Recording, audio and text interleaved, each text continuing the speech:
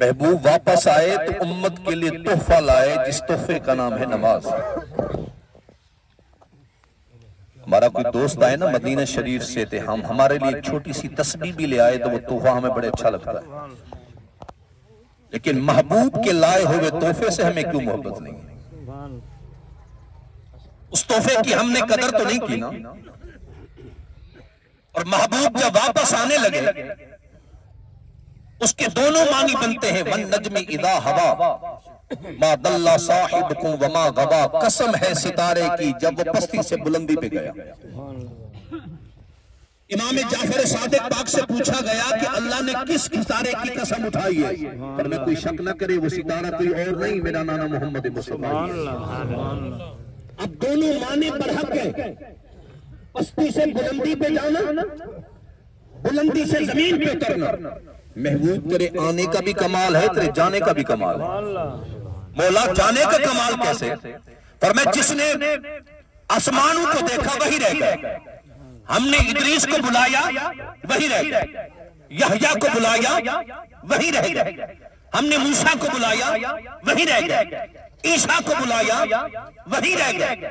محبوب تو نے جنت کو بھی دیکھا، تو نے میری ذات کا نظارہ بھی کیا، محبوب پھر بھی تیری جرت پہ قربان جائیے، تم نے واپس جانے کو پسند کیا تو میرے محبوب نے کیا عرض کی، اللہ تیری جنت بہت اچھی ہے لیکن میں تنہا نہیں، جب بھی تیری جنت میں آؤں گا امت کو بھی ساتھ لے کے آؤں گا، میں جنت رہ جاؤں میری امت تنہا ہو۔ یہ حدیث مبارک کے الفاظ ہیں، للانبیاء منابر من ذہب، قیامت کے دن سونے کے منبر ہوں گے نبیوں کے لیے، آدم کے لیے، جناب نوح کے لیے، حضرت ابراہیم کے لیے، فرمایا سارے نبی اپنے نور کے منبروں پہ بیٹھ جائیں گے، میرے آقا نے فرمایا میں کھڑا رہوں گا، میں نہیں بیٹھوں گا۔ حضور آپ کیوں نہیں بیٹھیں گے؟ فرمایا جب تک میری ساری امت داخل جنت نہ ہو جائے، جب تک میری ساری امت داخل جنت نہ ہو جائے۔ اس پیارے محبوب کے لائے ہوئے تحفے کی ہم نے قدر کی ہے کتنا، جس تحفے کا نام ہے نماز۔ اور اسے کہا گیا الصلاۃ معراج المومنین، نماز مومن کی معراج ہے، نماز مومن کی معراج ہے، نماز اللہ کی رضا ہے، روحانیت نصیب ہوتی ہے، نماز جنت کی کنجی ہے، نماز سے پریشانیاں دور ہوتی ہیں۔ سرکار جب جانے لگے نا آسمانوں کی بلندیوں پہ، کسی مقام پہ دیکھا فرشتے قیام میں ہیں، کسی مقام پہ دیکھا فرشتے رکوع میں ہیں، کسی مقام پہ دیکھا فرشتے سجدے میں ہیں۔ جب اللہ کے قرب خاص میں گئے تو اللہ کریم کی بارگاہ میں عرض کی، مولا تیری مخلوق کی عبادت کا انداز مجھے پسند آیا، میں نے فرشتوں کو قیام میں بھی دیکھا، فرشتوں کو رکوع میں بھی دیکھا، کہیں پر سجدہ کرتے دیکھا، اللہ یہ کتنا اچھا انداز عبادت ہے۔ اللہ کریم نے فرمایا محبوب اگر آپ کو عبادت کا انداز پسند آ گیا تو ہم آپ کو نماز کا تحفہ دیتے ہیں، تیرا جب امتی نماز ادا کرے گا اس کا ثواب ایک طرف ہو جائے گا، سارے فرشتوں کی عبادت کا ثواب ایک طرف ہو جائے گا۔ ہم نے نماز میں قیام بھی رکھا ہے، نماز میں سجدہ بھی رکھا ہے، نماز میں رکوع بھی رکھا ہے، نماز میں تسبیح بھی رکھی ہے، نماز میں حمد بھی رکھی ہے۔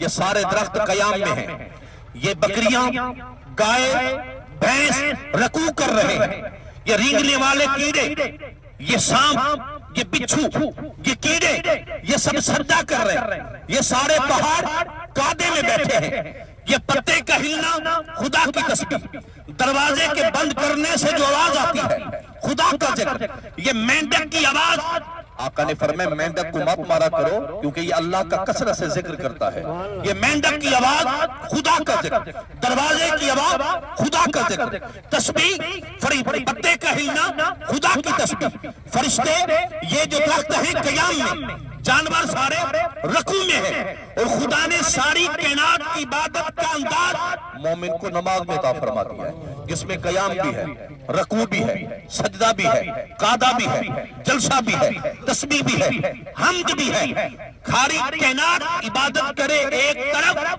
اور حضور کا امتی اگر نماز پڑھے تو اس کا ثواب ایک طرف ہو جاتا ہے۔ لیکن بدقسمتی سے ہم نے نماز کی قدر نہیں کی۔ ذرا مشاہدے جو میرے آقا نے جب تک لنگر شریف آتا ہے، سرکار نے معراج کی رات ایک مقام پہ دیکھا پتھر اٹھا کر فرشتے ایک بندے کا سر پھوڑ رہے ہیں، سر کچل رہے ہیں بھاری پتھر سے، یعنی اس کے سر پہ پتھر مارتے ہیں، اس کا سر پھٹ جاتا ہے، ٹکڑے ٹکڑے ہو جاتا ہے، پھر وہ سر ٹھیک ہو جاتا ہے، فرشتے پھر پتھر مارتے ہیں، پھر وہ ٹوٹ جاتا ہے، بکھر جاتا ہے، پھر وہ ٹھیک ہو جاتا ہے، پھر پتھر مارتے ہیں۔ سرکار کی بارگاہ میں عرض کی گئی، حضور یہ آپ کی امت کے وہ لوگ ہیں جو نماز میں سستی کرتے تھے، نماز میں سستی کرتے تھے، بے وقت نماز پڑھتے تھے، نماز پڑھتے ہی نہیں تھے، دکان کے چکر میں، کھیت کے چکر میں، جلسے کے چکر میں، کاروبار کے چکر میں دیکھتے ہیں ابھی تو سورج ہے نا بھائی، چلو پڑھ لیں گے، عصر قضا نہیں بھی پڑھ لیں گے۔ اور میرے آقا نے ارشاد فرمائے جب سورج کا رنگ بدل جائے نا، وہ انتظار کرتا رہے اور پھر لال رنگ کے وقت میں اٹھ کر خدا کو سجدہ کرے تو فرمائے سمجھو یہ منافق کی نماز ہے، صلاۃ المنافق، یہ حضور کا فرمان ہے۔ اور میں جلدی میں سجدہ کرے گا، جلدی میں سجدہ کرے گا، سجدہ پورا نہیں کرے گا۔ آقا نے فرمایا مرغوں کی طرح ٹھونگے مارنے سے بچو۔ وہ مرغ کی ٹھونگے مارنا کیا ہے؟ جیسے ہم جلدی میں سجدے کرتے ہیں، تسبیح پوری نہیں کی، آ رہے ہیں جا رہے ہیں، بس بندہ کہتا ہے بس ٹھہر جاؤ یار میں 2 منٹ میں نماز پڑھ کے رہا۔ میں نے کہا وہ نماز ہی کیسی ہوگی جس کے وقت پہلے ہی بتا دیا ہے 2 منٹ، جس کے لیے پہلے ہی بتا دیا ہے 2 منٹ میں پڑھ کے آ رہا ہوں بھائی، ٹھہر جاؤ۔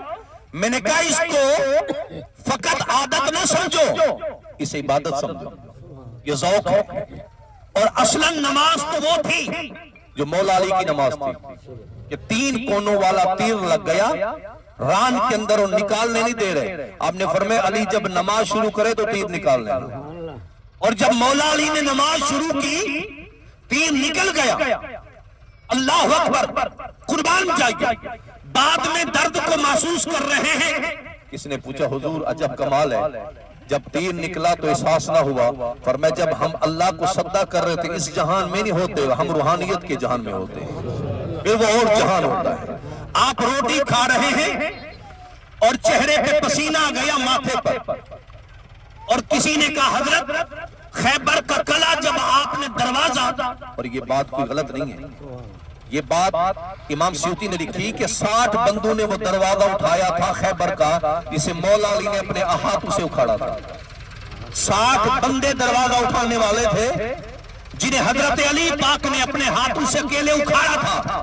کس نے کہا حضور روٹی کھاتے ہیں تو پسینہ آ جاتا ہے، وہاں دروازہ اکیلے اٹھا لیتے۔ فرمایا اس وقت ہم اپنی طاقت سے نہیں ہوتے، خدا کی عطا کردہ طاقت سے ہوتے، وہ روحانیت ہے۔